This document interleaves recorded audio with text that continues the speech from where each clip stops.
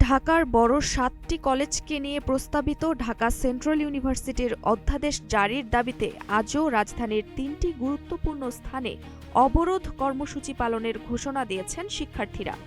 ৭ college বিশ্ববিদ্যালয় রূপান্তর আন্দোলনের ব্যানারে আজ বৃহস্পতিবার সায়েন্স ল্যাব মোড়, টেকনিক্যাল মোড় এবং পুরান ঢাকার তাঁতীবাজার মোড়ে অবরোধ কর্মসূচি পালন করা হবে বলে জানিয়েছেন আন্দোলনের নেতৃত্বে থাকা শিক্ষার্থীরা। এর আগে গতকাল বুধবার ৩টি স্থানে শিক্ষার্থীরা অবরোধ কর্মসূচি পালন করেন। এতে রাজধানীর ওই সব এলাকায় তীব্র যানজট সৃষ্টি হয় এবং চরম ভোগান্তিতে পড়েন সাধারণ মানুষ।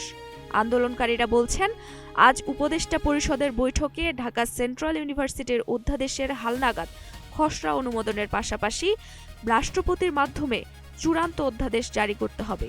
এদিকে শিক্ষা মন্ত্রণালয় জানিয়েছে, প্রস্তাবিত ঢাকা সেন্ট্রাল ইউনিভার্সিটির পরিমার্জিত খসড়া ইতোমধ্যে জনপ্রশাসন মন্ত্রণালয়ে পাঠানো হয়েছে।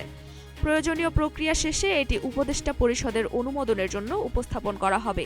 উল্লেখ্য, ২০১৭ সালে প্রস্তুতি ছাড়া ঢাকা বিশ্ববিদ্যালয়ের অধিভুক্তির পর থেকেই ৭ কলেজ নিয়ে সংকট শুরু হয়। সেই সংকট নিরসনে ঢাকা সেন্ট্রাল ইউনিভার্সিটি গঠনের উদ্যোগ নেওয়া হলেও খসড়া নিয়ে একাধিকবার আন্দোলন হয়েছে।